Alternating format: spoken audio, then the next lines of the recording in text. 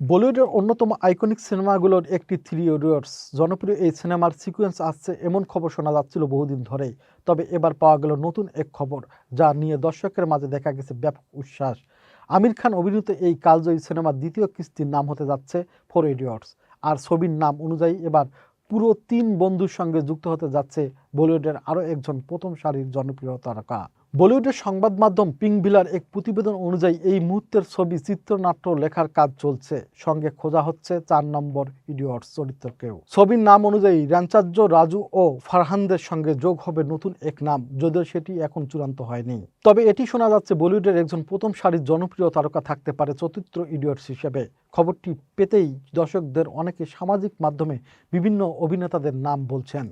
তাদের মধ্যে অনেকে ধারণা করে লিখছেন, সম্ভবত এই চরিত্রে রণবীর কাপুর ভালো একটা সিলেকশনে হতে পারে, যদিও নির্মাতা পক্ষ থেকে এখনও চতুর্থ অভিনেতার নাম চূড়ান্ত করা হয়নি।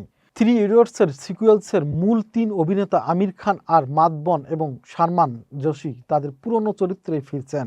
সিনেমাটিকে আরও বড় পরিসরে দর্শকদের সামনে হাজির করতেই চতুর্থ ইডিয়টসকে সংযোজন করা হচ্ছে বলে জানিয়েছেন নির্মাতার একটি সূত্র।